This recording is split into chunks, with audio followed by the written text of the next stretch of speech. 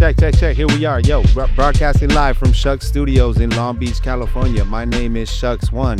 This is in conjunction with Radio LBC here in Long Beach, California. I want to introduce my co-host, Keno Swan. This is Whatchuwrite Podcast, and we want to introduce our special guest today, and this is episode 3, and the man needs no introduction because I'm going to tell you right now, this is a legend within himself, a living legend, and if you don't know our culture, well, you need to get to know it. So here we go. Whatchuwrite, brother? All right, Duel 1. Duel 1. So, man, we want to talk about a little bit of, your origin and how you started, and especially, because graffiti is, we want to talk about where you come from, so originally. Okay. Yeah, first of all, thank you for having me on here. Yeah, thanks for coming on, man. And, I'm from New York City. I started in 1984, from Queens originally. So, Queens, that's the in borough. 1984, I was 12. I was in middle school. One of my buddies got into graffiti. I wasn't into it, but, I was familiar with some of the stuff that was around my neighborhood, and he was like, I need a partner. And I was like, I'm not really trying to do all that. And he just kind of like peer pressured me into it, and let me ask you, ever since. were you artistic already? Were you into art and comics or anything else that was like somewhat, creative like that?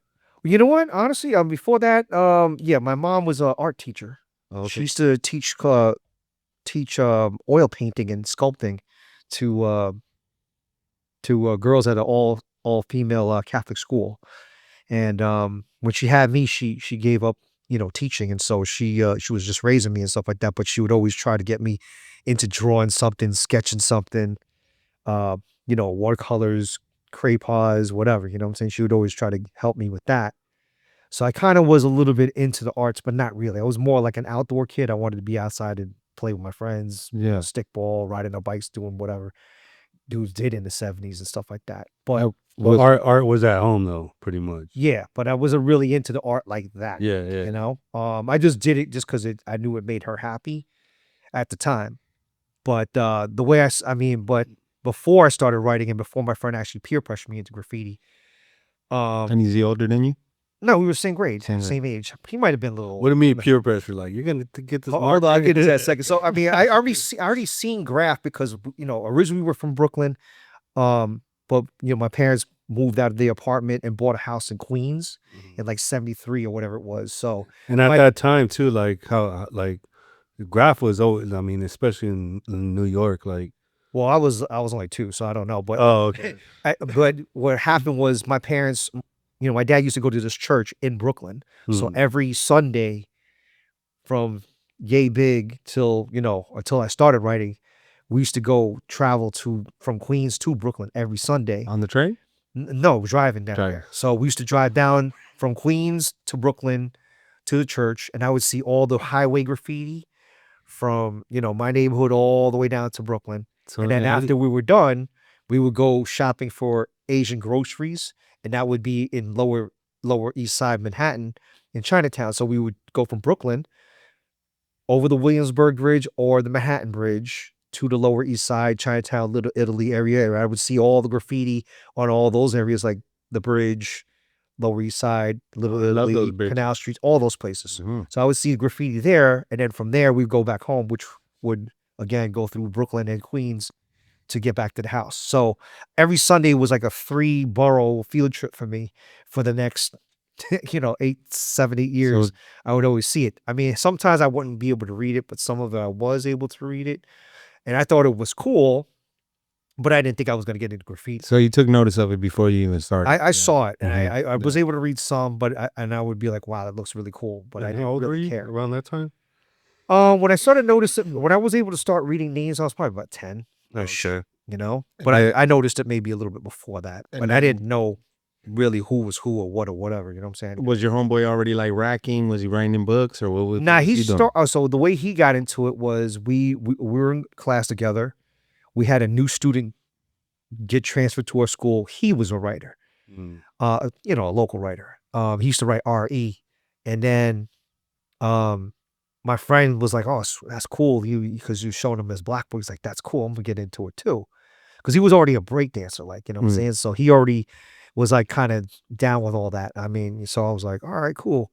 And then he was like, "Oh, I need a partner." Me and him were best friends at that time, so he talked me into it. And at first I was kind of like, nah, I don't really want to do that. That's not my thing, But he did have like girls sweating him already. He was in eighth grade. And he already had a girl from like high school. I was like, damn, dude, man, what's up with that?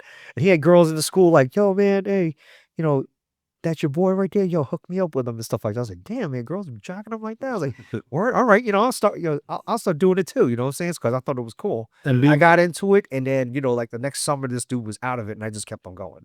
And being from New York, was there like a fashion connected to graffiti, or was it like music, or was it hip hop, or was it anybody could write? Like, because there were rockers and stuff back then, right? That Yeah, I mean, it could have been anybody. Anybody. Yeah, from any background, basically. There was guys when I started writing. There was guys into heavy metal, yeah, fucking hardcore. Guys who were into like rap, hip hop, into like classic rock or whatever. It could have came from any walk of life. Yeah, it didn't matter. Right. And then the trains they've already produced a lot of, things have already developed, right? Yeah, the trains were still trashed at that time, 84. They ran all the way up to like 88, 89, somewhere around there. And then so when you start actually trying to develop your own style, what did you write at first? I started writing Cirque in the beginning, SERK, short for Berserk. There was like some corny little video game called Berserk or something like that or whatever. It was like it was like every pizza parlor during that time. It was this goofy little game that had like a maze in it. It had like a robot. You had to go from one end of the maze to the other side without getting shot up or freaking whatever by other like rival robots. You had to go through that maze and make it to the other end, and then the game continued. But if you didn't make it there, then the game was over. And I used to play that time all the time because we used to ride our bikes, a few blocks away, go to the pizzeria to get the ices, you get the slices, then play those video games there. So I just took that name.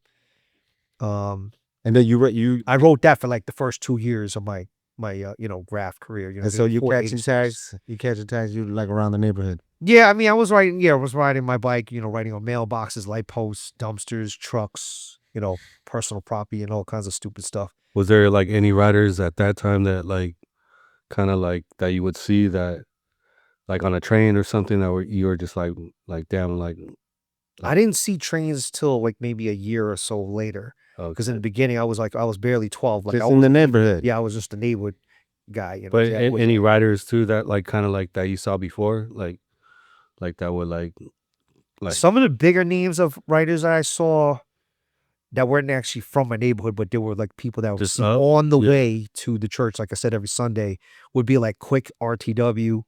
I remember him going to war with Quick KD on the Long Island Expressway. Like that, like battling straight. They were going over each other like left and right. I didn't know what was going on at first because I was like, I thought it was just like some dude who was like, well, that's my practice spot. I'm just going to try a different style. I didn't realize it was two different dudes. He was like duking it out for the name and for the spot. Right. But I was like probably like 10 at the time when I saw that craziness. Yeah. But I remember seeing Quick. He was probably the biggest name I saw then. And then it would be Old English 3, TMD. That was another guy I saw. Adam. I forget what crew he's from Brooklyn. ATOM. Atomic or whatever. Unworn. Ghost was another. And that's Ghost from the crew you're from? All right. Yeah. So, yeah, before Visa, Ross. Who else out there? All right, those were like the bigger names. Like, you'll see them up. To the church like LA. So. And then so you're starting to get a little older. Does your homeboy continue to write, or is he like Nah, he was done like after like one summer or two. He was like, I don't know. I don't know if his parents caught on to it and gave him the ultimatum, like, we're going to beat your ass or something. I don't know what it was. What made you keep going? It just became like an addiction to me. Yeah. It was just fun. It was like, I don't know. I didn't think it was going to become like something like that was going to take over my whole life. Much, right. Like I was just like, all right, I'll do it for fun. But there's something definitely there though. Like, yeah, I mean, initially it was like, my boy is doing it. Oh man, damn, girls are sweating them. Do my name and all that stupid stuff. A little juice from it. Yeah, I thought I was gonna be a cool dude. You know what I'm saying? Because I was a nerd. You know what I'm saying? I was like, oh, do something like that. And then next thing you know, I'm over here trying to make like my own markers, mix my own inks. I'm making my own personal like fat caps. Like I'm melting stuff and whatever. I'm just doing all this scientific nonsense in my room and trying to develop my hand styles, develop my bubble, whatever, just trying to do all those type of things. And then you're saying, the trains are already being bombed for years, and then Yeah. it's like the end of that era, huh? No, I probably jumped in when it was like a rat race. It was still heavily getting wrecked. There was a few lines that were already getting cleaned. Like the 7 line was already clean. That was the one that went right to my station. The E and F train was probably like the next ones to get cleaned. And Metro owns it now, or is it still the IRTs, the BMTs? Yeah, the Is it MTA. that the it was MTA. MTA owns it now? Yeah. Yeah, those were all different lines that ran on different Mhm. tracks and different, they had different cars or whatever. Do you remember that, or that was that was like? I never, you know what? I never really got into that history, man. I just looked at it as trains a train. I didn't really care like what line was what and who would whatever numbers and letters and all that. Care. I was like, that's a train.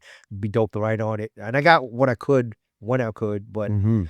I didn't get to go as much as I'd like to when it was bombed. I did some motioning, which is basically taking tags while it's in service and people are actually riding trains. We'd cop tags, but we'd be in there with a group of kids like, block me. I'd be like, take a tag on the wall, like, they see me? No, go ahead, you good, just taking tags while the car's rocking around and, people strap hanging and whatnot. And then I did some throwies on the outsides and whatnot when I first started writing Duel. But I was a little shorty though, man. I could barely like reach the freaking middle of the train, man, standing on the tracks, man. I was like, So were you writing that one name before you wrote Dora, or was there a couple other names before? I had a bunch of corny ass names in between. It was just ridiculous. But I mean, mainly I kept on going back to Cirque. But I just didn't like that name because the letters didn't flow well for me. I know what you're saying. Because it was like an S and an E. They're similar like letters. And then they're both like roundish letters. And then the last 2 letters is an R and a K. And they're cool almost letters, but they're identical letters because one's closed on the top and the other one's open. And they have sticks on the ends. And I didn't. sticks. So I was like, if it would have alternated, it might have been a little bit different. But it was just a hard name to really, like the throwy, I was only able to do an SE because the R and K would never match. So I didn't like it. And then it wasn't even just the fact that it was a hard name with the flow. And then are you like you're getting styles from other heads, or you're just looking around like? Well, I was biting people's stuff, man. I would just be like, "Ooh, so we are," like, "Oh, flip to this page, scheme, bam. I'm gonna trace it paper, boop, right on there, good stuff. Scene, all right, you know what I'm saying? I would do that type of stuff. But yeah, I was biting and I was doing stupid stuff. I was writing on people's. But I mean, from the greats though, huh? Like at least it's from like some of the greats. Like oh yeah, I was also biting dudes in the neighborhood too. You know what I'm saying? I didn't know what I was doing. You know what I'm saying? I didn't have a mentor. I was 12. Nobody wanted to hang out with me. I was like, oh man, look at this toy. And then a new dude. You know what I'm saying? Get out of here with that. So I would be doing stuff that I didn't know no better. Like I would write on people's garage doors. I'd be like, oh, I'm gonna write on the surface, like some random house. Yeah, like some dude's house or something like that. I'd see a mailbox and it's mailbox is painted blue, and I'm like, oh look. There's a white spot on the thing, and I wouldn't even realize it's someone else's tag. I would just take a tag with a marker right over that name. Next thing I know, I have a bunch of dudes like ringing my doorbell, like, "Yo, dude, you went over me? You better come with some supplies to pay for all this." Yeah. And I was like, "Damn," and everybody like disliked me because of that. So I was like, you know what? You had to learn. Start all over again. I'm going to pick a totally different name. And so I started, writing the whole alphabet out, circling the letters that I liked. And then I remember like all the people that I saw up that I liked. And I would like try to like take like a letter or something. Yeah, pick a letter or two, in honor of them or whatever to assemble the name. And I came up with the name Duel, And what age was it like around this time? This was 86, so it was about 14 going on 15-ish. Now, are your parents tripping out on the graph? Are they noticing that you're writing it? They hated it. Yeah, they hated that trash. So did my mom. My mom hated it. My mom's from Colombia. She hated it. Oh, yeah, because they're from the old school. Yeah. It's like disrespectful. It's bringing down the property values. What is this mess? Do something better with yourself. This ain't going to get you no future, all that stuff. Yeah. Of course, man. That's what a parent's supposed to do. Right. Yeah, right. My parents didn't even, they were caught off guard. They didn't know I wrote at all. Only reason why they started noticing that they found out was because one, I was testing paint and ink in my room. Oh, And then you start smelling like this Yeah. toxic, mess coming out of your freaking room with the door closed. Like, yo, what is that smell, what are you man? doing? Yo, what are you doing up and here? the cans were a lot more heavier with the scent back then too, right? Yeah. So I'm over here testing the fat caps on the back of the door. I'm spraying things in my closet. I'm coming back home with stains on my clothes, and my parents weren't, balling like that. I didn't get no name brand, nothing, you know what I'm saying? So like if I had, and my mom did my laundry too. So she would notice that. They'd be like, yo, what's up with all these doing? spots on your clothes? Like, yo, what are you doing over here? That's one thing. But I was also practicing on paper and all the tags that were like, local. My dad would ride the bus and train to work, and he would see like, as he got close to the house, he would start seeing all these tags on the gates on the way for the thing before he got out for this bus stop, and he was like, man, that better not be my kid, you know what I'm saying? That better not be him. Hey, You know what they I'm always saying? put it together, huh? So what he did was he went in to the trash can because I was practicing, and he uncrumbled one of those balls of paper, and he was like, That's the oh, same word? thing. Yeah, he went down to the corner. same He was shit. like, Nah. yo, Smart that's man. you. So he pulled me over to the side. He was like, yo, hey, well, what's going on with this graffiti stuff like on the corner, whatever. I'm like, I don't know what you're talking about. He's just like, nah. He's like, yo, you sure you don't know nothing about this graffiti stuff? There's like new stuff popping up everywhere for blocks around the neighborhood. And I was like, no idea, Dad, you know what I'm saying? And he was like, pulled out that paper, smoothed it out on the table, like, that ain't you. That's not We you. made the connection. Yo, dude, man, that guy was. I mean, I would get my ass, but my dad was real hands on, man. You know what I'm saying? He would just get crazy on me, man, all the time.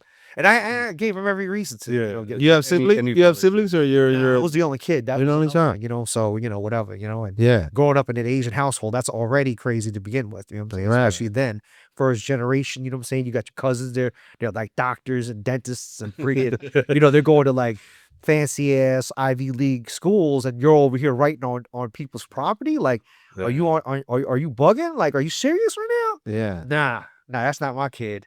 Did you like school?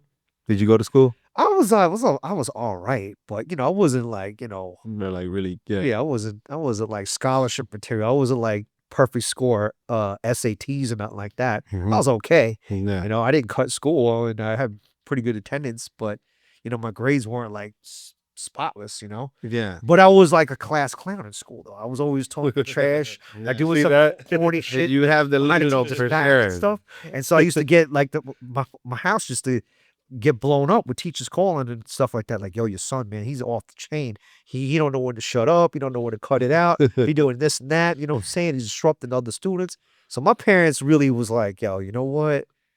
I'm gonna beat this dude's ass. So it was crazy, man. And then as you're getting older, have you been in the train yards yet, or you haven't really done like a piece? You haven't done a piece. You're doing like letters, or are you doing letters? I didn't really piece when I first started. I mean, I was more of a hand style throw up guy. Yeah. Mainly a throw up guy. You know what I'm saying? Because I was more concerned about getting up than I was about being fancy pants, piecing and characters and backgrounds and whatever. Plus I wasn't really around a lot of people that were, so I really didn't have anyone to really learn from. I mean, I did a few pieces here and there. I would say from like 86 to like 92, I probably did about 10 pieces, not counting blockbusters and silver TikToks and stupid stuff like that. Maybe did like about 10 color pieces. About 92, when I got down with RIS and I was hanging out with Ghost and Cat and Smith and, those guys, you know what I'm saying? Then I was going out and piecing with them more often. How did that come about though? Getting down with RIS? Yeah, like or just like meeting whoever like, from yeah. there that you I mean, one of my buddies who used to write PF, he was cool with all those guys. Okay. So they introduced me to Ghost. And what year was that? 92. 92. Yeah. So I mean, I met some of those guys before, but it was just like in passing. Hey, what's up? What you write? Oh yeah, this is me. All right, cool, bet. What about that era when they were writing the trains are all bombed and then Reese is doing the eat shit and oh yeah, that was probably like 80. That's 80s, right? Yeah. Yeah, that was like 88 or something. I know which character you're talking about. It's like winking and all that. Cans. Yeah. And then he also did another eat shit with like the swirl like middle. Do you remember that? Yeah, yeah, Like, yeah. ooh, you know what I'm talking about? The spiral in it. Yeah, I'm pretty sure that was. I'm pretty sure that was when the trains were still wrecked, right? Yeah. Yeah, I can't remember. I know the piece you're talking about. Yeah. It's not clean trains yet. No, Yeah, I'm no. pretty sure it wasn't. Okay. And then when did the clean trains come in? That was probably around the 90s, 90. Early 90, right? Yeah, Yeah. 90 on up. Yeah, because I remember like a lot of dudes were hitting those, and Van Squad was just.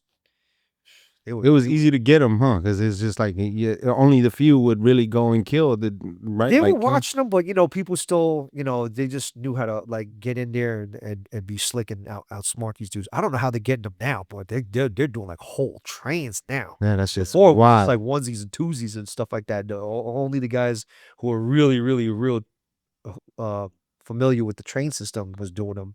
But now it's just like, yo, what is really going on up in there? Yeah. It's smelling out the whole damn name and whatnot, their whole crew and whatnot and everything. I'm like, oh man. I mean, some of those are scrap yards though too, right? Like Some of scrap them are. planes. I know which ones they are, but some of them other ones, man, they're definitely They're straight fucking. I don't know what they train them lines. dudes are doing the double fisted Euro fill, like they're super fast, silvers. two-handed. Mhm. They got Or like this. yeah, The up and that's down. wild, man. Yeah. That's wild. And But it's then- fresh though. I dig it, man. You know what Yeah. I'm saying? Because that takes a lot of freaking, on fat balls, caps. man. Hell That's yeah. crazy, man. You probably Yeah, fucking yeah. it's such a rush, huh? Hell yeah. Yeah, I mean, I think they're going in there with several different guys. Like one guy's cracking the letters, the other guy's filling. I don't know. Maybe some of them might be solo action, man. That's crazy. Yeah. Crazy. And then so the 80s, okay, so what age are you in, like 89, 90? Oh, this is like 92 though, right? When 92, yeah, it was like 21, 20. So 21, you're 20, okay. yeah, I was late teenage. but that's when shit was like super active too, right? Yeah, it was crazy. New It York was like City. rat race action, you know what I'm saying? Racing for highway spots, racing for as many gates, every gate was obliterated. It was like no space on anything. Everything was written on. Signs, trucks, It was like all highways, riders and shit. yeah, underpasses, bridges, rooftops, Yeah. stations, anything, all sorts of public. That's the beauty property. of It was the big it was city. wrecked. It was like there's no space available. Like you want to take a tag on that gate, you got to get like a little marker and squeeze in between Hit up people's in the tags. hell, yeah, It's right, crazy, man. yeah. Every little available space was taken. And were like any like crazy spots that you had to get in your crew pretty much, or was it just painting with them and getting down with them? I mean, yeah, well, RIS was a crew that was they screened their guys pretty good. Yeah. You got to have somewhat of a reputation. You have to put in the work. They got to be comfortable and know you and stuff like that. And Would you say it was hard to get in, or it was just pretty much I think I people got it nagging pretty you? fine because I was doing a lot of work with those guys. Yeah. And I already had like a pretty good rep by the time I had met them. Cool. If it would have been like right when I first met them, probably not. Did you, I mean, coming from New York, did you like Krylons, or did you guys not use them out there, or is it No, a particular used brand? You Krylons, used everything. Rustos and Yeah. everything, yeah. Uh-huh. The original Rustos and the American Heritages and American Accents. Yeah. Those were like the new joints that came out in the 90s. We was loving those, man. We were like, ooh. Yeah, yeah. Uh-huh. Krylon was good. I was more a Krylon guy when it came to bombing, but when it came to like piecing or doing highways, like unprimed wall, I don't think Krylon was that. You know what I'm saying? It had to be a prime wall. Like if you're doing like misty throw-ups on the train, or you're doing like a Hamble corridor, or you're doing like some kind of like highway that's been buffed already, then Krylon would work really good. But if you're like underneath the overpass raw and it was like wall. raw cement, especially if you're using like gloss black or something like Yeah, that. it ain't gonna work. Silver, like This that's is trash. self-gain That was the weird. worst stuff on earth. And was like, Rusto was the stuff that you get the job done right, for that. And then so like you're going out in the winter times also, like going out in the snow and bombing and shit. That's what I did most of my bombing. It was in the wintertime. I was like seasonal almost. Like I did it during the winter because it got darker quicker, and then it was cold. I felt like you could hide all your paint instead of actually carrying a bag with you. Right. There was no bugs on the highway.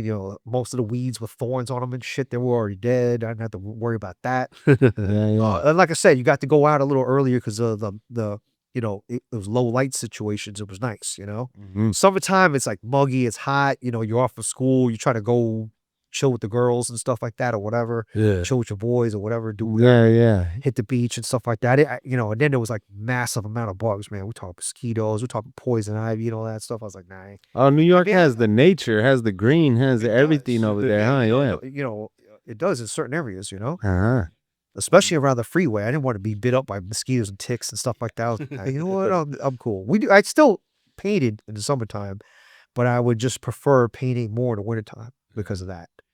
Uh-huh. And then all the dudes that you hooked up with, like your whole crew and everything, they're all bombing. Everyone's bombing, like pretty much from the crew, or like is it like There was always doing something.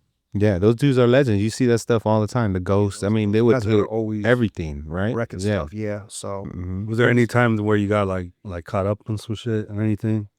oh yeah, I got grabbed a couple of times when I was young. Like Vandal Squad or Huh? Vandal Squad or just regular pose?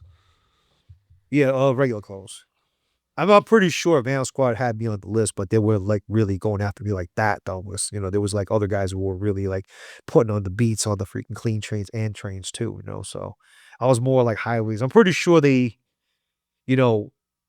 were familiar, but Mhm. I never felt like threatened by those guys. I mean, people have told me that they were looking, but I don't know. I mean, who knows? And you like to go by yourself, or you had a bombing partner? You had bombing partners. I did both. Mhm. You know what I used to like to do? Instead of having like one specific bombing partner, I used to always like going with a different person every day of the week. So this way I would be up that much more than all the other peers. So with his homie, I'll go with that guy. I'll go Yeah, with this so dude. Monday I'll go with this dude, Tuesday I'll go with this guy, Wednesday I'll take a break, Thursday I'm going with this guy, Saturday, Sunday, me and this guy will go. So that, I would be up 5 times up more than all my friends because he'd be like, damn, no invite, what's up? And I'll be like, oh yeah, you said you was gonna come, but you was sleeping. It gets like that, huh? Yeah. You're like, well, yo, man, we were on the spot. Me and homie. Yeah, yeah. It is like, you competitive. gotta have like, a leg up on everybody else. You do. So you switch I switched people up all the time. But I did have a partner. I mean, I did pay with this kid debt. JA was my partner for a good minute. EA, PF. Me and Ket went on a lot of times. What is it with the two letter names? That's just like been a forever thing in New York, right? Some people just had 2-letter names, I guess, because there might have been their initials, or it could have been like just I don't know. Yeah, I noticed Sure. that too. That seemed like But a sometimes like a it New would be York a thing too. abbreviation of a longer name.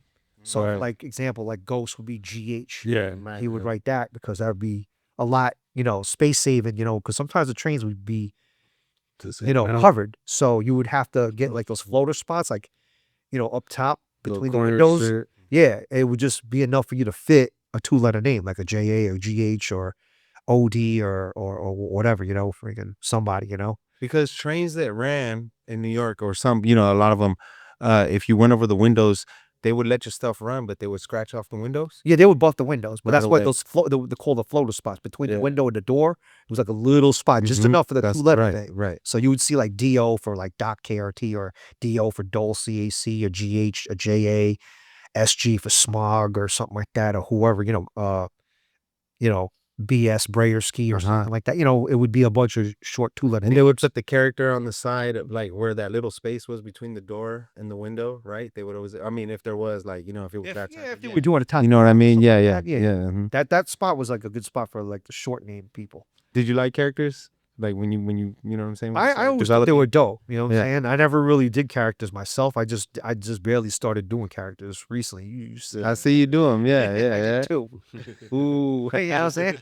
But it's fun. It's challenging. I always held back from doing them because I felt like if the piece came out good and then I tried to do the character and it came out like trash, that would ruin the piece. Then I would be all upset, like, oh man, I got Why'd this I do the character. It's a little character? wonky. It's the nose is too big, or the eyes don't line up, or the lips are too fat, or teeth are crooked. I don't know. I was just like, man, that just looks like trash right next to the piece. And Yeah. but I started doing them, a little bit here and there, just to try to get better at doing them. It's fun. You know what I'm saying? Doing them. Now If you you're have the time. If you you're have doing like full burners now, or is it just like look, what let's see, we're talking 92. Are you doing pieces, or are you just strictly bombing? I was mixing it up. Mixing it up. You know, I was doing more bombing than piecing, but you know, actually from 92 to 94 before before I joined the service, I was painting and piecing a lot with that kid Det. Me and him went a lot. And I was also piecing a lot on my own, you know, just by myself. And I would do most of those pieces in silver because I was trying to get the paint control down. And I wasn't worried about the color schemes and the color blending and stuff like that. I was more concerned about the mechanics and the sense of the letters structure. Because it shows in your letters. Because when you do pieces, you know, some people can camouflage the skill set with some fancy blending and, you know, special effects of that, man. But when you take away all that and you've got a black and white piece, right. sometimes those letters don't make sense. I'm not dogging anybody, but I'm just saying sometimes you see arrows and you're like, where's that coming from? Or what kind of connection is that? You know what I'm saying? And 3Ds are like a little off. And my 3D was always terrible. Like, you know what I'm saying? You know, my friend would be like, you got to do a dot right here and you got to pretend that all the lines are going towards that dot. Like, just put a dot right there. Like, come on, man. You know, stupid stuff like, you know, like pretending like there's a light source here. And I was like, yo, what are we in art school? Well, put it out. That nonsense. Hey, but it helps. All it does. All that helps. Yeah. After a while doing a lot of pieces, you get used to doing it without even thinking about it. You know, it comes second nature. But when you first start out, you got to do something. Yeah. Where were you doing a lot of these pieces at? Like track spots. Like trackside spots? Yeah, so I would bring like bags of silver and black. And I would just go down there and practice. So I would worry about the thicknesses of the letter because before I didn't have any control. I would just, you know, I would sketch on a paper and then I would, you know, transfer it onto the wall. But, but I would, I wouldn't know any better to how to measure the thickness of the bar. You know what I'm saying? So like the D would be like fat and then the U would have some skinny parts and thicker and fat. Yeah. Some of the connections didn't make sense. They would just overlap or whatever, you know. And I was like, man, you know. Takes a while till you really like, till you start like, after a while, I started getting, the piecing started getting a little tighter. I was a little bit more confident doing like those long lines or those ones where you have to stand up and you have to do the curve. And this was a time where you can't just go buy like certain tips either, right? Like you had to have I mean, right back then it was Kitchen Magic, which is like the little orange face. And then you had the New York Fat was around. But at the time, I didn't like the New York Fat back then because it was too fat for me. And that's usually from like the window cleaners and shit, right? I don't know what they came on. The Kitchen Magic was an appliance cleaner. Oh, okay. It was like an oven cleaner type of thing, you know what I'm saying? Or whatever. That one was the standard bombing cap for us, you know, back in the day. And then you had Spray and Wash, which was like a laundry cleaner. It was like one of those stain removers. It was the same looking as the Kitchen Magic, but instead of the orange dot. Instead of the orange dot, I had a black dot. I had a black. It's a little thinner. It was a little thinner and a little tighter. Uh-huh. That I used to like outlining my stuff with. But we used to outline with this cap called the Liquid Tex cap.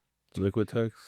Yeah, it was it came on like those tester cans, you know, those little cans, like those model we cans. called them testers. Yeah, it was like those. Yeah. It was like that.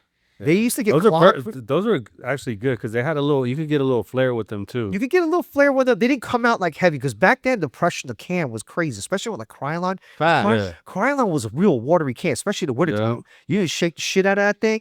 You'd have like some cat on the sidelines or fanboy like shaking the fans, and you screwed, man. That's red, huh? That cherry red would just drip on you. You gotta shake the dog meat out of those cans, and you gotta keep them warm too. Like keep them inside your jacket, like keep like wear windbreaker, sweatshirt, whatever. Keep those cans inside your jacket, keep them warm. And when you're ready to outline, shake the shit out of them, or if you can, shake them before you come out, and then shake them again when you get ready to use them, and then do your thing on the wall. And that can was pretty forgiving because it didn't come out overly, too fast from the pressure. And these are the Krylons. The Krylons, the Liptex and stuff like that. So whatever. So it was good. You know what I'm saying? But that was like the go-to can. And your favorite colors that were like silvers too, like silver pieces. Yeah, I liked silver, and I did like the cherry red outline on it with the black cloud, black force field around it with white shines. I always thought that really looked good. But most of the times I would do silver and black. Like when you're bombing in New York, do you like scope out the spot you're gonna do beforehand, or is it with just like, oh yeah, this is gonna be like we going out of free? It's definitely a a full blown military operation. You do you're scouting out shot and recon or doing your reconnaissance for the location spots. So you're like, all right, this is what I want to hit. Make a mental note of all the spots you want to hit, all the gates, all the streets, all the walls that you want to get, the route you want to take to get there. And then you pack your bags accordingly. So all those walls are light colored. Bam, I'm going to come around with black, silver, cherry red, true blue, whatever it is. And then you put you have the caps already on there and everything's ready. And then you're also looking for other things, you know what I'm saying? Like, all right, are there cameras there? Or, does this have barbed wire to get there? Or, Yeah, is there a always store, something, like a donut shop across the street that's open 24 hours or freaking something? Homeless people over here. It was pretty quiet. It wasn't like that back then. But So you kind of had like that mentality of like, yeah. So like kind of like before you went to the military, you already had like, yeah, you already have a your little skit between you and your partner. If you go, like, what you're gonna say if you get rolled up on, like, what's your alibi. and then you had that, and then you had to already have a plan of, we're taking turns. Like, yo, when you see a car and it gets this close, saying, give me a little ooh, ooh, I know what's up. You know what I'm saying? I'll stop. Yeah. Like, yo, stop, chill. You know what I'm saying, with that, or if you're going at the same time, saying, you're timing it, you know how long you got, whatever. And you already know your escape route. Like, we're going to go this way. If this happens, this is where I'm parking my car. Don't run straight to the car. The whole 9. so that's good. Nothing's ever messy. Everything's already rehearsed in our back of our minds. We already know what we're going to do and blah, blah, blah. So that's how it was done back then. And this is early 90s. Yeah, this is pretty much throughout the whole time I've been writing. We've always been like that. Just like I'm saying. Yeah. So when did the break come in? The break? Yeah, like when you took a break from it. I had a couple of breaks in between, between girlfriends, and then Of course, it's like life in general. Yeah, life stuff came up, and then of course I joined the service. So that was a huge break, because at that point, there was no social media, and everybody was getting older. Everybody was like trying to make money, and they were chasing girls and going to clubs and stuff like that. No one was like writing. Right. Hell no, say, what are you talking about? I'm over here trying to get that money, So people were chilling out. I was already like in my early 20s. I was working, I was going to school, had a girlfriend, you know what I'm saying? So whatever. I was like, but you'll still keep in touch with like a lot of writers too during that time? Hanging out and doing stuff, but I was like, we were all slowing down at that point. The new generation were passing the torch. They started bombing and doing their thing. Right. Was there anybody that you like mentored, like as you started going away? I'm sure there's some guys who like in New York, like back then. I'm pretty sure there was some guys who might have, picked up a couple things from me when we were painting, but I never really was like, yo, like took no one under the wing or something. Yeah, I wouldn't say it like that. No. Right. Yeah. Because I mean, even if someone came after me, I would still learn from them too. Because it's like, continuous education here. You know what I'm saying? Yeah. You can learn from anybody. It don't matter if this dude been writing 20 years or 2 weeks. You know what I'm saying? You can still learn something from somebody. Yeah, it's like you can never stop learning. You know what I'm saying? You don't know, who that, what that guy brings to the table from a different walk of life. And you never want to disrespect anyone anyway, because today's toy can be tomorrow's true. Cause, that's true.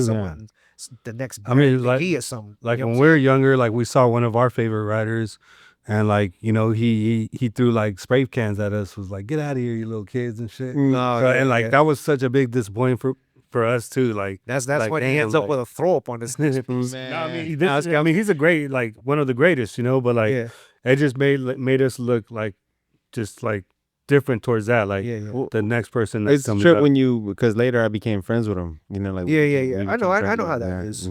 Yeah, I mean, I have similar stories to that, yeah. And then so we're like, what year is it when you're in the military? Around what year? 95 till 2018. 95. And did you have that spot? Remember when I told you, I mentioned it one time, you had that spot? It was on the Williamsburg Bridge. It was on some apartments. Oh yeah. That was done in 1994 though. 94. Okay, yeah. That's right. Yeah, bro, that thing was there for like 20 something years. We walked over the bridge and I seen it and I'm like, what the fuck is that really from that year? The last times we went? Yeah, it was me, you. I think me. They just got rid of it. They did. Someone showed me the thing and it was sad, but it had a good run though. It did. Yeah, that was my partner at the time. and his sister was dating some dude that was staying there, and they were like, yeah, we're gonna hang out on the roof, and it was like some weird setup on that roof because it was like you had to jump down out the windows or something weird. It was weird. We got up there, and me and this dude did the pieces there, but it was like you had to go through that house to get to that. Yeah. So nobody was able to really get on that roof and jump from one roof to the next, or put a ladder or a telescopic ladder to get up there and go over it, or add to it or nothing. It was So like it the little just cutting sat spot. there the whole time, and it was in such a great spot that the sun and the elements didn't fade it. It Oh my sat there God. a good minute. I can't tell you how many people have taken pictures of them two pieces throughout the years, and I was like, dang, that's Yeah, crazy. That's crazy. Until it finally like vines grew over it, and then I think the person probably sold the house or whatever, and they renovated it, and Right. they made it, all nice and pretty for a resale or something like that. And they got rid of all that, but it amazing sat there for a spot. good minute. Yeah, I always think about that because I think like because nowadays you'll see dudes like Zoot and like a couple other dudes that climb on stuff that dude's they'll be killing like it. apartment buildings. They'll be like they'll hit the side of somebody's. Oh, you talking living about the space. repelling dudes? No, I Just mean the repelling dudes, but just some dudes like in New dude York, is like they he's go he's in. up. They're like Like it's like ridiculous. climb Oh. somebody's condo and smack it, and then they're like, how the Everywhere, fuck did he too. do that? Yeah, they probably either go. They knew someone that lived there. And they just like climbed in through the window, or they just accessed it when they knew someone or made a delivery case of joy. Right. Then went out through the fire escape and like lowered themselves down or something like that or whatever. Yeah, Those are some great spots. They- though. they are. They got some They're good running real estate out forever. there. Yeah. They do. Especially if it's like limited access and no cameras up there. They're like, oh man, yeah, the doorman's down there. He's just opening up the door, man. Whatever. I'm gonna go in there, slip this dude a 20, go up there, do a come up. Oh, Yeah. It does seem like a lot of stuff runs a little bit more in New York than And you already got a developed like your throw, the one your classic one that you do, like the more bubbly one. Yeah, let's see. I started. Well, the one that I got right now was probably from 87 to current. But before that, there was a different variant. It had a couple of variants in between too, but they were short lived. And that's just you practicing, like whatever. I'm gonna just throw. Yeah, I mean, like I said, I was like mimicking other Catching people, little the writers that I liked. I Mhm. like, for the throwy. Well, for the tag, I initially was like, I like this guy who used to write Dole CAC. He used to do a lot of insides. It's a floater spots. He used to do DO throw ups. So I stole his one of his letters, you know what I'm saying? And like the pineapple, you know what I'm saying? So I stole one of his letters, and then, for the tag, I was trying to mimic somewhat of his tag. Mhm. And then for the throwy, again, initially I stole one of his letters. The U was kind of like Visa, QV. Mhm. The way he did his V, there's a little bit of that in my U. And then I kind of like borrowed the same U from like Sir 167. He was another Right. writer from Queens. And then the E was from Visa or EA, QV RIS. And then the L was like from this guy who used to write Cole, COAL.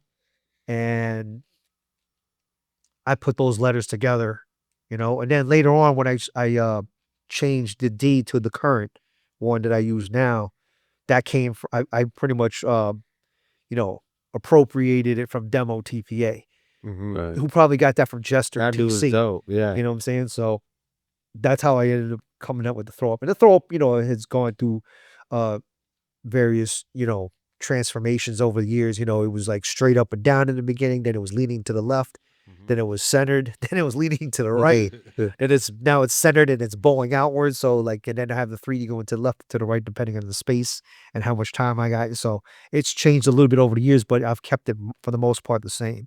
And I've done so many of them, people, easily recognize it. Like, and I was like surprised that people knew who it was, because like, I didn't grow up out here. People were like, "Oh yeah, I see you throw, man. Classic throw up, man. You Yeah, get that in my book, Like I whatever." said, you would. Or overseas, same thing. I'm like, "Damn, how did they know about that?" But I didn't know it was like because of zines and early internet right. pages. That's where I People taking first seen you flicks in and magazines. uploading it on Flickr and all this other weird stuff. Because I wasn't writing at the time. I Right. didn't get back into graph until like 2006. No way. So 12 years, I didn't even talk about graffiti really, except 1 year, like 99. I did a little something with Cento and freaking almost got bagged for it. And I was like, that was still on the East Coast.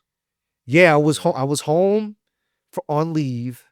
I went to go visit Sento in Brooklyn, and a Tone from Australia was visiting, and I went to go see him, and he was like, "Yo, you want to paint?" And I was like, I kind of gave him that stupid look, like, "What are you talking about?" Like, he's like, "Yo, you want to paint?" I was like, "Hell no, bro. What are you talking about, man? Who still does that? Are you serious?" And he was like, "Yo, come on, man. This is a real safe area." Because this was like I think it was Greenpoint he was living in. It was a really like industrial, like before they gentrified that neighborhood. Right. It was like a neighborhood, like no one even cared about graff. It was like a dead industrial area. So he's like, "Yo, I got these cans right here, man. Yo, don't worry, man. It's cool. You can paint right here in the daytime and no one cares. And I'll look out for you. Don't worry about it." So I did a throw up on a gate, like a store gate, like right outside his building. And it came out all right. And I was like, all right. You know what? Let me That's do all it. it takes. Yeah, That's that's all what it it is. takes. That's why I That's said it's all like it takes. crack. You know what I'm saying? Got right back into it for a split second. He's like, "Yo, you want to hit? I got a freight yard right down the street, man. You want to go down there?" I was like, "We can walk right to it." I was like, "All right, cool." So I went down there with him, and him, and the Tone, we did an end-to-end, a 3-man end-to-end on a Was highway. that like one of your first freights, you would say? Nah, I did more freights before that. Before but I never that? took pictures. Okay. We didn't take it serious. Because I know, like NY, I know, like we'll get back to it, but like, there wasn't too much freights, right? There's like a few. Yeah, we'll get into that. Yeah. So yeah, we went out there. It was me. Yeah, I was in the front, and then it was Sento in the middle, and then the Tone on the very end. We did the pieces. It came out all right. We had a little bit of scrap left, and And you guys, we were like, you guys didn't leave, scrap. right? We didn't want to. We didn't want to just throw Let's cans tell the out cans and burn the yard out and stuff like that. So we were like, let's just cop some tags and do some misty throw ups or something on these cars. And then back then, and this is what year is that? 1999. There was really not a lot of graff on freights. I mean, you see, Great. Only like one out of they were all rusty, and I didn't see no pieces, no throwies, no nothing. And I wasn't familiar with monikers. There might have been some monikers on it, but I didn't see any that I noticed. But we were like, all right, cool. And all of a sudden, I hear, "Yo, cops!" I was like, "What?" You know what I'm saying? So we freaking start running. We gonna get underneath one hopper, and we're sitting under there for like, I don't even know, man. It was like an hour and some change, man. I was like bugging out because I'm like, home on leave. I'm supposed to. I'm on orders pending to go to Okinawa, Japan. You know what I'm saying? And I'm over here. Can't get pinched. Yo, I can't get grabbed. You know what I'm saying? To miss my shit. Yeah. You guys want to be toys over here? Be slipping. You know what I'm saying? Like, whatever. I'm like, nah. So I'm hiding underneath there, and I didn't know much about freights at that time. I mean, I had a few freights, but I didn't know anything about it. I didn't know this thing was gonna roll out, and we're underneath a hopper. Oh, you know what I'm saying? And I didn't know nothing about it. In the back of my mind, I'm like, oh my god, if I make it out of here without getting caught, man, I ain't never gonna write again. You know what I'm saying? What a time. One of those things. We did get away. I mean, I never saw a Tome ever again. And somehow I don't remember what happened after that, but we made it out of there safe. I mean, I went to And you didn't write for a while after that? No, I didn't write after that. I was like, I'm done. I had one more episode before I actually came back for good. It was 2005. Ghost came to visit me in LA. I was living in San Diego. He's like, "Yo, come and hang out with me and Frame DTK and whatnot. We do some LA river spots." I was like, "I'll come out there and hang out with you. I don't know about no LA river spots." This is when the LA river was rest. Yeah, I'm talking. It was destroyed before the buff. No, it was wrecked, man. There was like that was the best spot. Yo, that was pieces. There was a shit there, and there's shit that was there for a long time pieces for miles on that thing, man. I was like, yo, what is really going on? My dad was upset when they buffed it. My dad came up to me with a newspaper clipping and was like, "Man, look, they buffed the LA River. What a dumb idea, bro." It was every inch possible. It was all the medium, middle little things, and not just grass too. You had the gang right. It was amazing. It was the walls. And when it branched out like tunnels, like various, forking roads, everything was covered. It was crazy. It was. I was like, dude, they're wilding out over here in LA. This is crazy shit. You know what I'm saying? And it was crazy because I would see stuff like that in the movies too. I'm like, this is the real deal. Yeah. So we went down there. Yo, Frame convinced me to drive my wife's car down there while it was water at Yo, I drove in there, parked the car right down one there. time, yeah. Yo, there was moss and all this crazy green shit under my car, man. I was like, yo, my wife's gonna beat my ass for this. This is crazy. It was like moss on the, like I said, moss on the car and everything, moss on the hubcaps and the rims and all that. It was crazy, man. Like the Grease movie, Grease Lightning. Oh, it was crazy. But we did pieces. It was me. You ended up painting it too with him? I ended up painting. I ended up going over myself. Because I didn't like the way that piece came out. It was coming out mad boo-boo. I was like, really? Yeah, I was like, I ain't about to have nobody take a picture of this. So I did a throw up right over it. And it was crazy. I should have just did it and it just left it. Yeah. Because somebody ended up taking a picture of them pieces. And I got cropped out, obviously, because I have a throw up on myself. But Frame That Ghost recently came out some book out here really? from that. Hey, somebody published, I don't know, I remember what book it was, but it came out in a book. I was like, should have got to, man.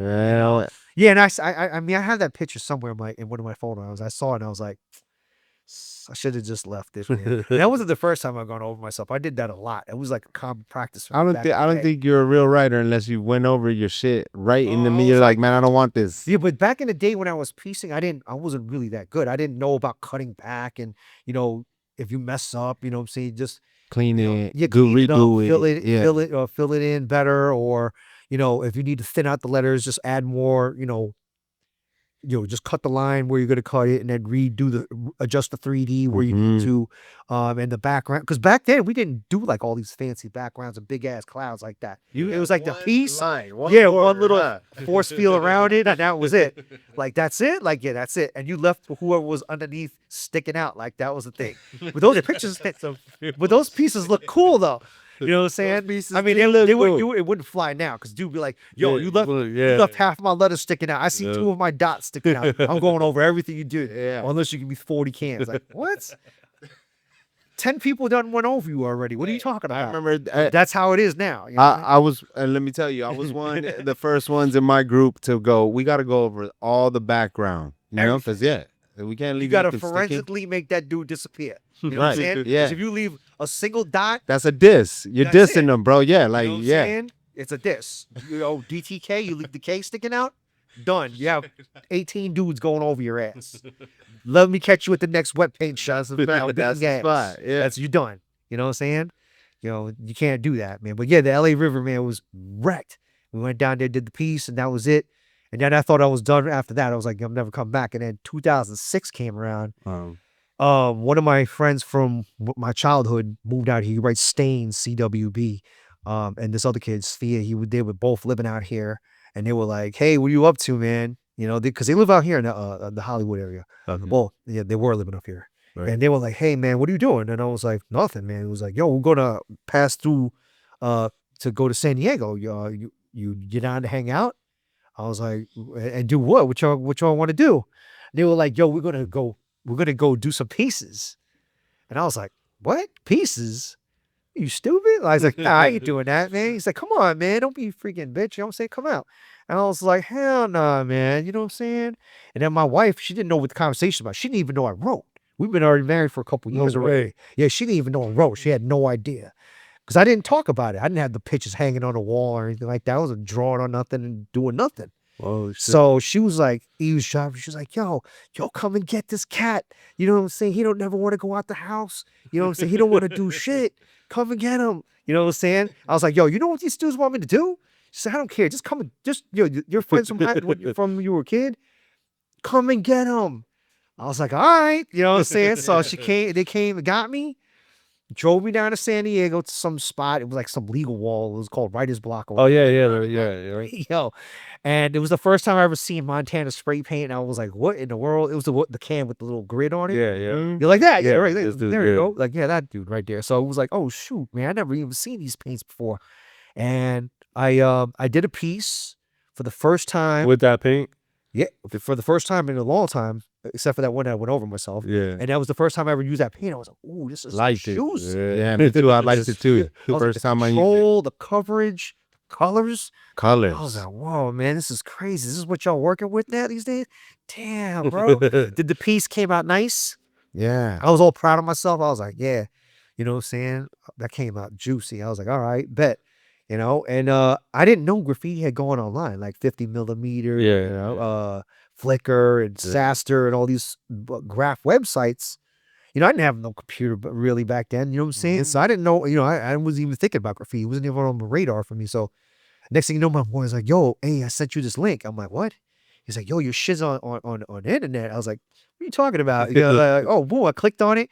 I looked on on the thing, and there was like it was a site. Collection. Oh, okay. Yeah, and it was, you know, streets of saying things. And so like, you know, people were able to make profile and they will be able to come on and leave comments on your photo. So there was a lot of good photos. It'd be like, oh, that's cool. This dude came back. Yo, it's been a minute. This dude was the highway dude. And Yeah. blah, blah, blah. Yo, it'd be cool to see this dude make a comeback. Man, That sparked when you. I saw those comments, like, You're like, yo, oh, this dude is shit. that guy. And blah, went And that's straight like to the internet dome. too. You don't know It was like, the sign. Yeah. I was saying, I was like, oh, I'm gonna go back out there and freaking do a little something, something. I did another piece. I sent it to my boy. My boy posted that online. That one didn't get such hot reviews because that piece was a little whack, you know what I'm saying? Mhm. And I was like, oh damn, it didn't get good feedback. So I gotta go out there and do another better piece one. Yeah. and make up for that piece. And then I did another piece. And then all of a sudden I found a spot and I was like, yo, I'm gonna do some dusty throw-ups. I had some cans laying around. You know what I'm saying? I did some dusty throw-ups and I did 3 of them in a row. That ended up online. And that got a lot of hype. I remember that. I remember seeing the photo of that. Oh, it was a baby blue outline, white fill, 3 of them in a row. I remember that. Bro, that one got a lot of like love for what it was back then. And after that, it was like, oh man, I gotta sneak out wherever I can to get this in without being. And these are all like city spots. And you had your own index on 50 millimeter too. You know how? Yeah, I had that. Yeah. Yeah, there was that, and was it pure graffiti or something like that? Some other stuff. Art crimes. Do you remember art crimes? Yeah, I think I might have had some things on there, but I think Okay, you pure are, yeah. graffiti was another site that okay. was out there. But you know, you were able to leave comments and on everybody's stuff, like, you know, whatever, and then Flickr came out after that. And Yeah. it was like crazy, man. I was like, damn, I know. Flickr was for sure pre like Instagram. No, face. Oh no, it was MySpace right after MySpace that. before, yeah. Yeah, But MySpace Flickr was cool. like I see. It seemed like a lot more graph was And on Flickr. Facebook was cool, but that's when you started noticing, like, wait a minute, I was just doing a graph page. Why is my family popping Yeah, up on instead? yeah. Oh, heck nah. Yeah, I can't have my mom see this. Is crazy. You know what I'm saying? Like, what are you doing? Nah. So I didn't like the Facebook one, but I went overseas and came back, and then Instagram came out. This is, you know, the beginning of everyone's starting to get smartphones. Yeah. And then apps started Taking coming out. photos. That's out when and- Instagram first came out. And this is before the DMs and before all that. It was just photos, comments, you know, that's it, you know, whatever. And then so when you're coming back and you're using the Montana cans, and then you're doing pieces and stuff like that. But yeah, you're living in California? yeah, I'm chilling out here now. No, I'm saying at that time. Yeah. I was living in San You Diego. live in San Diego. And then were you coming up to LA to paint yards or doing anything for Or just mostly like San Diego stuff. I was painting San Diego. San Diego, you know, I mean, doesn't really have, you know, a big scene graph out there. I'm not bagging San Diego. I love San Diego, man. It's just their buff game is crazy out there. Yeah. I mean, yo, me and some cats would be bombing out there, highways or whatever, and I'm not even playing around. Before the sun comes up, that shit is gone. You better get your flick right there. You better bring bounce flashes and all that big ass LED lights and all that, and get your flick, or that's it. You know what I'm saying? Like Padre Pits and all the little yards over there too? Yeah, it was mostly those pits. I didn't really like those pits at all. I mean, I did them, but I didn't like them. You know what I'm saying? I mean, I had a pair of like little fishing boots that I used to rock down there and whatnot, you know? It was that, and then, you know, any little, you know, underpass type of spots I would hit down there. There weren't a lot of freights to hit down there. I mean, there wasn't anything nearby. When did those started coming in? Like Freights, I didn't start hitting them until I moved up here, really. No way. But yeah, like that was like I got a couple of them were down there, but they weren't easy to get. And There used to be a yard. It was a yard called TDK in San Diego. That was like a main line like that. Man, was like, nah, Mm-hmm. you know. Yeah. Damn. So then, what year is this now? When I got up here, it was probably 2019, like 19. right before. So you weren't coming out here from San Diego some of those times? Not to hit freights, no. No? Oh shit. I always thought that you did. No, I was getting some down there because there was one a yard that used to pull up like right there off the 5. Yeah. And I used to like sneak over there and do a couple small little things here and there. But I wasn't doing it that much because I had a career. I wasn't trying to mess that up, you know? I did what I could, whenever I could, but that was it, you know? And that was just, you know, I mean, it was like old vintage flicks and regurgitation of photos, you know, over and over again and whatever.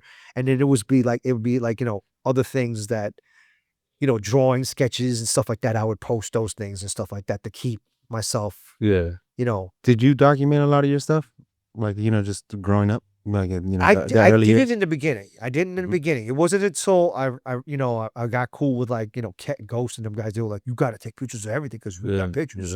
Yeah. It It don't matter. But you do have pictures though. Yeah. You do have a couple pictures though, right, from back then? Oh yeah, Like- yeah. Like that you probably got from other people and stuff. Yeah. Yeah. But I mean, once it got into my head, like, hey, document everything. Yeah. Before everything started to get buffed big time in New York, I started racking rolls of film, and I would be out there taking pictures of everything. Yeah. Everything. You So know, hard copies. or, you know, So you stuff and everything. you got a lot of hard copies in, like Yeah, negatives and all that. and stuff, Perfect. Yeah. that's dope. Yeah, that's key. I mean, yo, people don't understand like how nice it is now to have like smartphone. You just like, I I know. like the way this looks. Delete, Oh my God. you know, video. Disposable cameras. Oh yeah, video. You got what is it? The what do you call it? The freeze frame looking joint, slow mo. All that. Oh crazy yeah, the stuff. time the time lapse. Yeah, you got all that craziness going on there. You got Filters and stuff. all the small cameras, Oh, man, you got GoPros. Yeah, you got on the all that palm of your crazy- hand. You could be. What they put it on their head, you know? Oh and man, it's crazy, man. You can make some. You could definitely produce some really good stuff, man, on your own, man. yeah. Cut it up. I see some guys put some really cool stuff together, man. You been to Europe and painted? Not really, no. I've been to France, but I didn't get to really paint out there. It was raining like a mofo out there. I did paint in Japan. I did paint in Iraq and in Afghanistan. Oh shit. I did get to paint in Korea a bunch. Is that crazy? Because they don't like it, huh? They don't like graffiti. I mean, Japan they're does not great like- artists. Japan. Japan does not like that shit. They will chop your. Someone just got rolled out there. They'll Usually. be like, hiya. You know what I'm saying? They'll put that shit in the fucking California roll, man. That shit is over. They really don't play They- about it, huh? They ain't playing over there. Korea don't really play either, but you know what I'm saying? They're a little bit more like when I was out there in Seoul and whatnot, I did quite a few bombs out there, and it was more like to me, it reminded me of New York, like 1987. Like I was just romping those kids out there, trucks and everything. But they do have like a heavy CCTV presence. They do? Yeah, like they filming everything out there. Yeah, it's crazy. As long as you don't touch your train, the KTX, I think. Oh yeah. Then you'll be fine. You know what I'm saying? But if you're doing a train and it's already bombed, they really don't care. Like I don't think that because they're not aggressive and intrusive people like that. They're not going to be like, "Oh, I'm gonna Yeah. do whatever." But I did run into some issues out there though. But Right.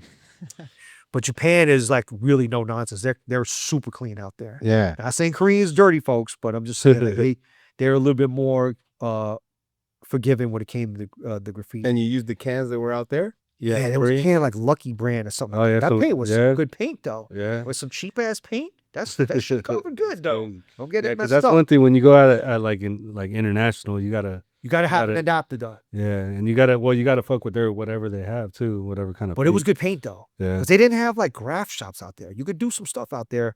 And, like hardware stores or whatever that you would get Yeah, paint from. well, they sold them in weird spots, like you know what I'm saying. But you can get up with that, and it runs too. There's still people sending me pictures Dope. from 2016. Damn shit. And the trains now, your like idea now, since you feel like you've probably done everything like pieces. I see you doing a lot of the dedications on there Oh yeah, the for trees. people, which are amazing. Yeah. Because I mean, you're like everyone is spot on. Yeah. You know what I mean? And with a little bit of your twist on it, where you improve it a little.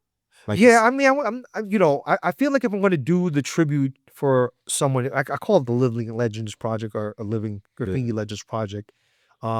It started off because Fuzz One died. I was friends with Fuzz for probably 20 something years. We were good friends, And then somebody had made a comment and said, why do people always do this when they're gone instead of giving them the flowers when they're around? True. So I was kind of like pissed about that comment a little bit, but then I thought about it and I was like, you know what? That person's right, man. You know what I'm saying? We should, acknowledge some of these guys, because, they did a lot. the way, what I'm saying? So I was like, okay, cool. So I started off doing some of the people that I was really close to. So I did Part. It was the first one I did. And then I did Zephyr. You're a bigger Part. Yeah. I did Ghost. You did perfect, yes. And then it just started, people started suggesting names. I started writing them down. And I was like, yeah, this guy, that guy. Yeah. I remember this guy was cool when I was coming up and all this other stuff. So I started, putting the name, and then it just started expanding to like whoever's an old school cat that got sick. Yeah, like that Crash one. The Crash one was amazing too. Oh, the mixed letters. And I love that. Do you feel like Sento is one of the first ones to start that, doing the different letters? I don't know who might have started that, man, but he did make it popular though, for right? sure. I wasn't thinking of Sento when I did that. I was doing a piece that, because when I do those tributes, it's more or less that person's piece sometimes, not always, or their style-ish, or it might be a combination of things of theirs. Like for example, the Scheme was, I took that from Scheme's picture in Subway Art, the one where he's laying on the tracks. Mm-hmm. Love that piece. It's the same piece, basically, except, I softened up the edges, and I did it how I saw it. You know what I'm saying? I had the same split E on the arrows and all that. Yeah. Color scheme was different, but that's all I had at the time. Yeah, made it work. Shit. But like when I did Scene, I didn't want to do the one that he commonly does now with the 2 capital E's. Right. I did it with the 2 lowercase E's with the interconnecting bar. Amazing. And then the S was kind of my own S, but the N I wanted to look like how he takes his tag, and I put the little exclamation point at the very end. I threw that character of the flying eyeball in there because it was like something that I remembered from Subway Art. Yeah. When they were talking about that with Kid Panama, so I threw that in there, and I used the colors that he uses a lot. That Kid Panama one is it is dope. They both had swords on them and everything, and it was fresh. But I just wanted to throw my little interpretation in there, or whatever. So that's how I usually do it. I usually take one of their pieces. And you've been doing a lot. I modify them a little bit, so there's a little bit of my DNA, but you could tell who it's for.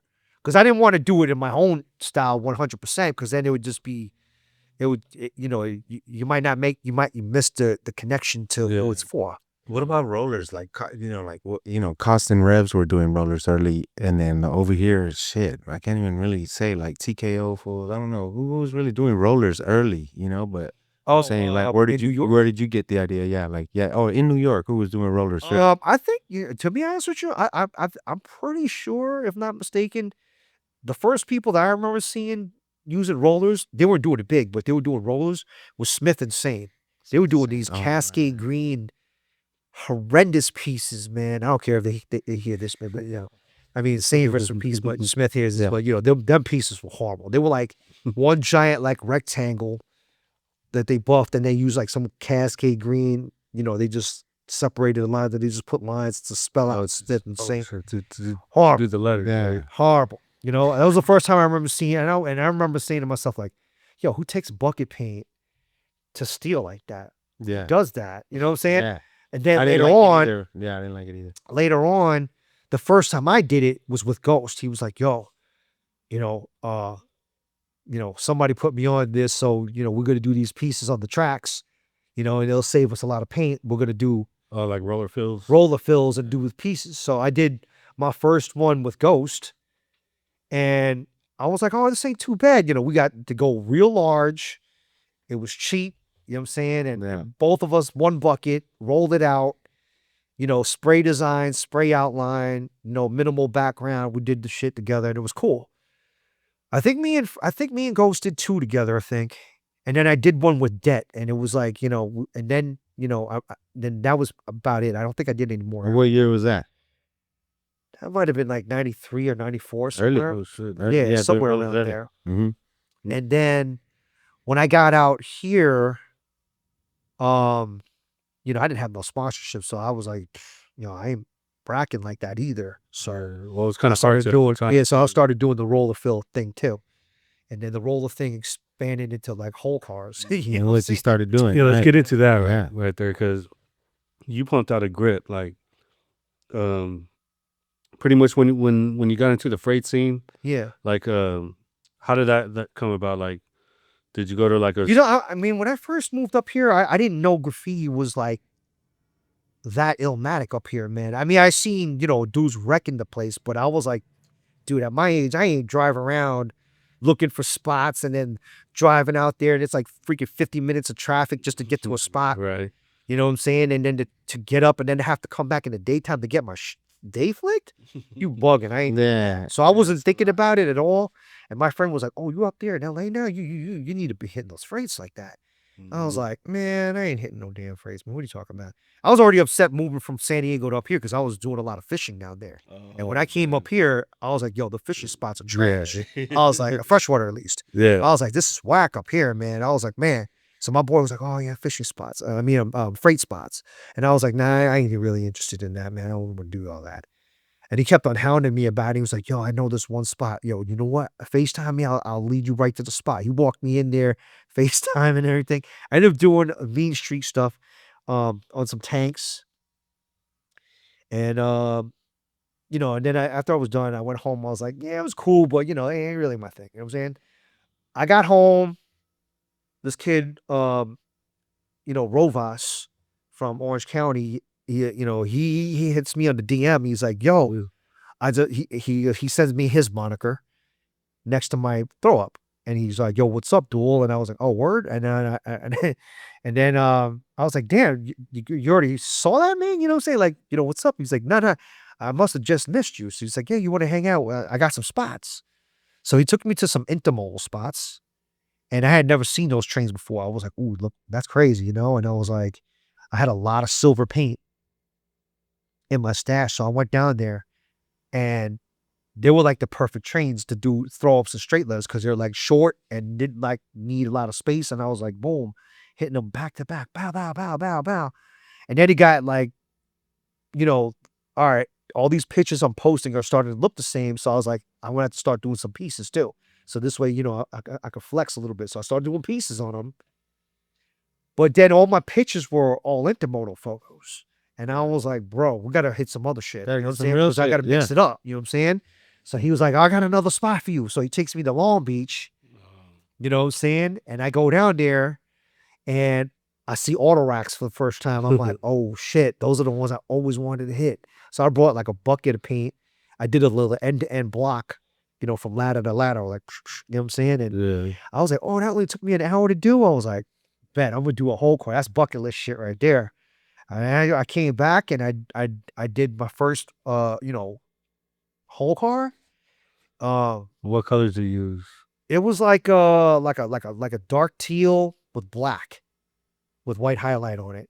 Yeah. And I did the block letter, and then I did a little straight letter RIS inside the L.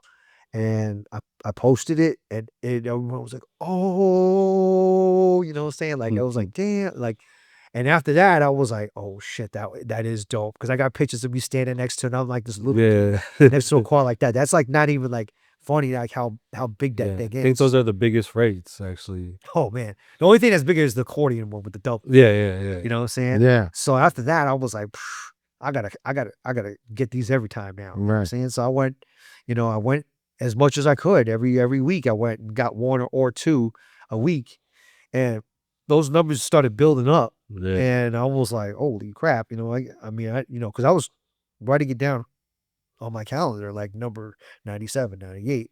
What would you say, like, what was the most you pushed out, like, in one day? 5. 5 is crazy. Yeah. Hoppers though. Oh, okay. You know what I'm saying? It was a mixture. It was like 3 titty and 4 titty hoppers. So it's not. What about like the auto rack? Because there'll be times we would go to the yard and you probably just left, and fucking you would have like a few lined up, like already fucking freshly done. Sometimes I would get 2 auto racks, but it wasn't very common because you're smoked by the time you do the first one. Yeah. But sometimes I would go in there, auto rack, leftover paint, and I would there'd be a bunch of hoppers near it. I'd be like, bam, bam, bam, hit a couple hoppers. But you know what? That yard got burnt up and shit. That was it. And that happens all the time. Shards out there though. It has its cycles. Yeah. Hopefully that cycle comes back. Yeah. You know what I'm saying? I feel that too. Man. That was a good yard, man. Really good. That was a classic yard. But yeah, I love doing that, man. It's fun. And then what about like with the monikers? The monikers? Yeah. Yeah, my boy Jaos, he got me into that. And my boy Shout out Niles. Jails. Yeah, Jaos is my boy, man. Yeah. Yeah, what happened was that kid that was taking me to the Intermals, Rovas, when we were going. I remember seeing monikers there, and I didn't know what it was at the time. I was like, what is that? You know what I'm saying? Some kind of crazy drawing over here. It was like New York Tomato and Freight Bandit and Texcoth. Those are the three that I remember seeing because I just remember seeing like that Batman thing. I was like, what is that? You know?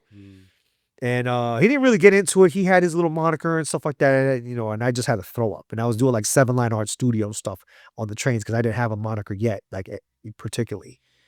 But J.O. sent it, but that was like around 2019, 2020. But when we started doing the monikers together, it was like 2022, like around the summertime.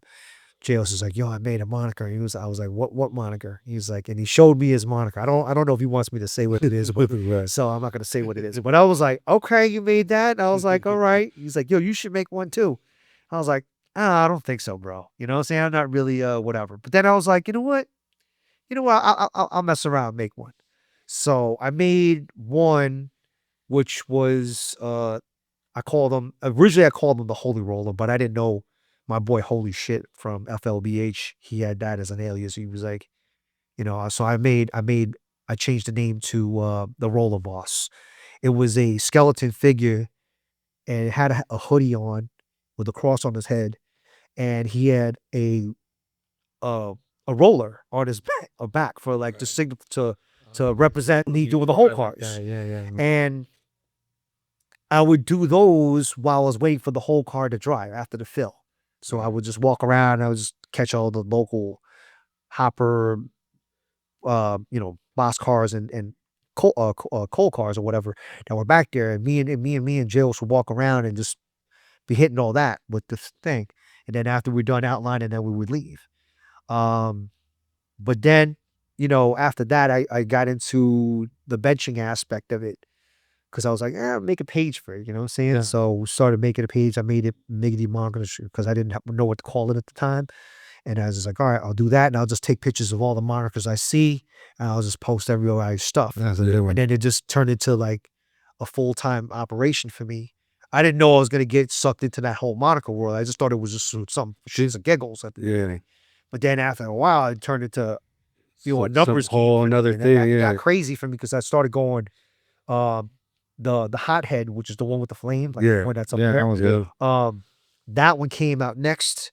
Then I made the back to make it fit the tight spaces. Mm-hmm. Then I just started making a whole bunch of variants of that moniker, and it just became like a little cartoon. You have it down. Yeah. I started doing a whole bunch of different ones and had a whole bunch of different things I embellish it with, color them in and fill them in and the neon and all. It just got all crazy, and I was pumping out numbers left and right. I was going like 3-4 times a week, 2-3 yards each time I went. I was like never home. I was like getting them things freaking walking around taking flicks all day. Like, it was crazy. So, because it's fun. Like when you go in a yard, it's like, and you're looking for those monikers and stuff like that. You that's a it's culture like opening up a pack of baseball cards. Yeah. Ooh, I got Right. Ooh, Reggie Jackson. All right. It's like what you don't know who you're gonna see in there. So because these things get around, and some of them can be pretty old. Like you start finding some old ones in there, like solo, Rambler. Solo artist, Rambler. And that's the thing too. Like Smoke it's Joe, a all trip this. how that alone turns into a culture in itself too.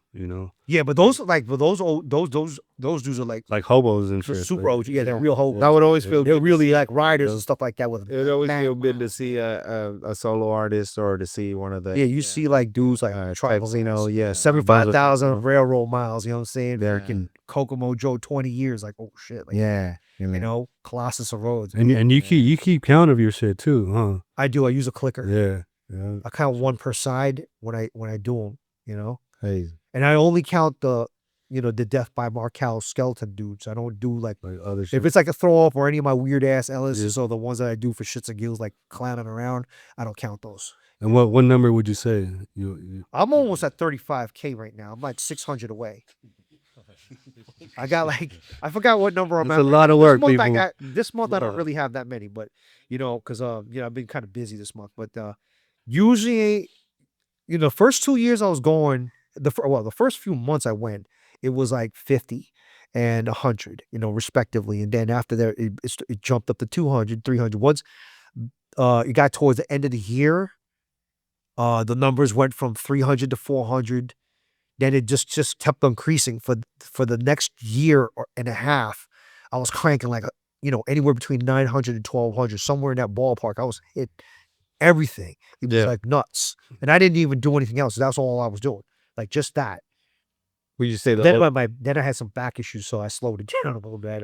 you get active and then you're like, I mean, "Hold on, I'm pretty sure remember, right? a lot of that came from all the shit you were probably carrying too, right? Yeah, it was Do just all strange, those 'cause, bunch of you're whole walking around, cars. like walking sideways to see you're up on that Because corner, you got a lot of whole cars on. so you're So like, like, yo, yeah, whatever. that's a lot of pain. That's a lot of weight too. Like Yeah, going in and coming that out. whole car thing, them bags were like 70 pounds. Oh yeah, Because you got the pole, you got the 2 buckets, yeah. It's a lot of shit to carry. extra jugs of water, and all the other stupid ass shit you got in there. Yeah. And a lot of people don't understand that. They just With see the the Monica shit, you know? Yeah, the They Monica don't know the bag work is that comes That's in. like a little chest bag that I got. You know what I'm saying? Got a couple markers in there and shit like that. And then my little clicker hangs off the freaking bag. And there's one thing too. I gotta say too is you keep the yards clean. Like for like always every keep time an I empty would bag on me. I would see you around, like, run into you in like different spots. You maintain the yards pretty good, and I want to respect. preserve it. I respect you for that because it shows a lot of character too with people. Like Yeah. and that's one thing too. Like a lot of cats don't understand, like shit like that, like would burn yards out or like pretty much fuck up the fun, like that. Yeah, and they don't even know about it. I mean, I know it's an ethic thing, you know what I'm saying, for me. You don't want to let people know and, trash the yard. You want to preserve that yard for yourself and Yeah, I hate others that people go who- there, all the You're taking bullshit. tags outside, you're putting stickers all over the signs and parking spots around it, you're writing on the businesses, tagging on the way in. writing on the rails, Yeah. and your cans behind. It's like if they really wanted to like crack down on the yard, they could tell this is an active yard. Yeah. You go to a yard, it's fairly clean, and some of those cans are in there rusted out to the point where it's like you can't even see what the label says. Right. They might be like, okay, there's maybe not that much activity here, but you spilling paint on the rocks, Yeah. and you're making doing this messes and that, you're leaving your 40 ounces, you're breaking bottles in there, and you're, taking a shit and leaving a shitty toilet paper floating around, Sock. flopping You in leave the a wind and sock. stuff. It's not good. Leave look, your man. left It's not sock good and look, shit. bro. Stop, man. Don't do that. Would you say the older you get, the more you love graffiti, or is it more, like? Man, I'm always gonna love it. Yeah, always like It's something that's, I mean, it's, it doesn't leave you, man. it doesn't leave me. I mean, for some people, they could just walk away and wipe their hands with it. They're like, hey, I graduated high school. That's all I wanted to do. I'm done with this. You know what I'm saying? I'm going to get some cheeks now. You know what I'm saying? I'll make some money. I'm going to get married, start a family, whatever. You know what I'm saying? And they're done. They don't come back. I mean, hey, going cold turkey, that's Crazy, amazing right? Yeah. to me. I don't know how you do it, man. You're crazy to me. You And pick up some other habit. like your other half supports everything too. Like at this point, like when they found out you actually did graffiti, or My parents? no, like your other half, like your wife. Oh, yeah, she's cool, man. She don't care, man. Yeah. I mean, it's, she's, she's all right with it. You know what I'm saying? Which is cool because, Yeah, I yeah, know that's- cats yeah. that are like, Well, that's you why can't even be on the phone with your friend. that's why a lot of people stop doing graffiti. Yeah. Who's that? That's Oh, I gotta why- go, man. My wife's cooking Yeah, dinner. Yo, man. Get your huevos back, man. Yo, what? Yo, what? Come on, man. Like, are you serious, man? Yo, you're the hardest person. You're always working or you're doing something. Like, come on, man. No, that's cool. That's cool. You know? Yeah. Now, I do respect the yards and I want to keep it clean. You know what I'm saying? For not just myself, but for other people. I keep it clean. So I always keep like a little, one of those Target, Home Depot bags, one or two of them in my kit. And then if I come across them, I'll throw them in the bag, and hopefully there'll be a dumpster car there, and I'll just empty it and throw all that shit in there. Yeah. And I'll pick up like empty rollers, the people leave their Marcal B little cardboard tube. I'll pick that up, fat caps. Yeah. Anything that's graffiti looking, I'll pick that up and throw that out. Yeah. I don't like it, but I mean, you got to do it. You know what I'm saying? Yeah. want Respect that the yard yard, to man. I'll respect the Be yard. out there like that. It's like if you fish, you don't want to see people throwing plastic straws and bullshit into the freaking water. Yeah, because now you contaminate it for everybody else. No one else can enjoy the shit. It's the same thing. You go in your yard. Yeah, you throwing your fat caps and you're throwing your freaking your tape. Yeah, Behind like. Dick, the colors of your piece are on that tape. Yeah. I'm gonna forensically figure out who you are, and I'm gonna, shove that freaking roll, that big ball of tape in your ass cheeks. You know what I'm saying? If I catch you, you know what I'm saying? Stop. Don't do that shit like that. Stupid stuff. That you'll see people leaving that kind of stuff behind. And I pick all that stuff up, man. You know what I'm saying? I just want to make sure that we're not, leaving any evidence, whatever. And you don't know if technology is going to bring you down too. yeah. You might be leaving some kind of DNA shit on there. Really? It might get your ass for that. I don't know. Who knows, man? I mean, if they get bored enough, they might do some shit like that. Who knows? I'm gonna put it past them. Scary, huh? Yeah. So just keep it clean. You know what I'm saying? Respect the yard so everybody can enjoy it. So I'll pick up all that stuff, throw it in the dumpster, or if the yard has a trash can, a dumpster, or whatever. Yeah. I don't like to I mean, if I don't have any of those things, I'll put them on a car that it won't. It will carry it out of the yard. Yeah. So in between the wheels, there might be a deep little pocket. I'll throw it in there, or in the back of a hopper that's got like no holes. But it's better if you throw it in at least a bag so it doesn't roll out of the hole and back into the yard. You'd be like, damn, I'm definitely gonna say all you toys out here that paint trains, you better pick up your shit. Right? Yeah. That's it. But just pick it up, put it in the bag, take it out. But I also kind of get it though. And I'm not advocating for the guys who leave trash behind. I do understand like some of these yards, if someone's scoping out the yard, you might be they don't want to facing law enforcement. Yeah. You don't want to walk out with the shit in your hand, still in and making there's exceptions. So I get that. But at least try to do something. Like bring a bag, a shopping bag, put it all in there, tie it up nice so it doesn't roll out of the back of the car. Don't leave it on the ground though. Right. Throw it in the bushes like the shit is biodegradable. It's not biodegradable, bro. It's not a banana peel. You know what I'm saying? Shit's gonna sit there forever. And your fingerprints are on it. And you're a tool bag, man. Don't do that shit. You know what I'm saying? Just take the shit with you or put it somewhere, that's not gonna blow up the spot for the yard. You know what I'm saying? That's what they should do. Yeah. Coming from the OG himself right here, man. Yeah. But it's again, it's crazy, man. You try to tell somebody that shit, and they just look at you like you're an asshole. Yeah, for sure. That, man. Like, what's you know what I mean? Like, stop. Like I said too, it builds a good character of a person too. Yeah, well, hopefully somebody that listens to this that was doing that will learn it. You know what I'm saying? Or just don't even go to the yard. Fuck it.